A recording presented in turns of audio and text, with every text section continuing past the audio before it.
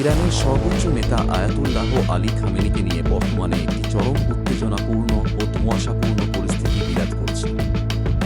গতকাল ইরান জুড়ে যুক্তরাষ্ট্র ও ইসরায়েলের ব্যাপক বিমান হামলার পর খামেনির বর্তমান অবস্থা নিয়ে পরস্পর বিরোধী বক্তব্য পাওয়া যাচ্ছে।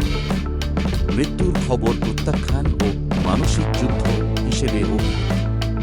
ইসরায়েলি প্রধানমন্ত্রী বেনিয়ামিন নেতানিয়াহু এবং মার্কিন প্রেসিডেন্ট ডোনাল্ড ট্রাম্প দাবি করেছেন যে খামেনি হামলায় নিহত হয়েছে। তবে ইরানের রাষ্ট্রীয় সংবাদ মাধ্যম এবং সরকারি কর্মকর্তারা এই দাবি কঠোরভাবে প্রত্যাখ্যান করেছেন। খামেনির দপ্তরের জনসংযোগ বিভাগ এই খবরগুলোকে শত্রুপক্ষের মানসিক যুদ্ধ হিসেবে বর্ণনা করেছে। নিরাপদ স্থানে স্থানান্তরের দাবি।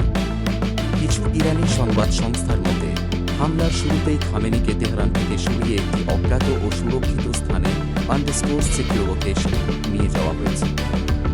তারা দাবি করছে যে তিনি বর্তমানে নিরাপদে আছেন এবং মাঠ পর্যায় থেকে দিক নির্দেশনা দিচ্ছেন।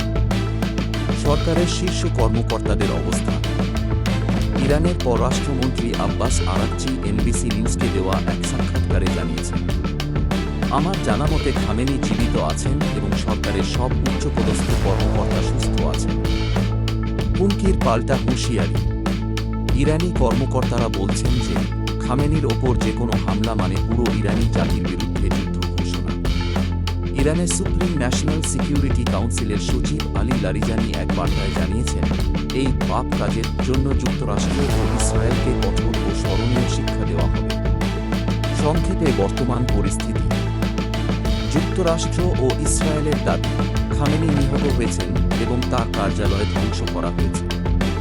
ইরানের বক্তব্য খামেনি নিরাপদ আছেন এবং মৃত্যুর সংবাদটি পরিকল্পিত অপপ্রচার বা গুজব।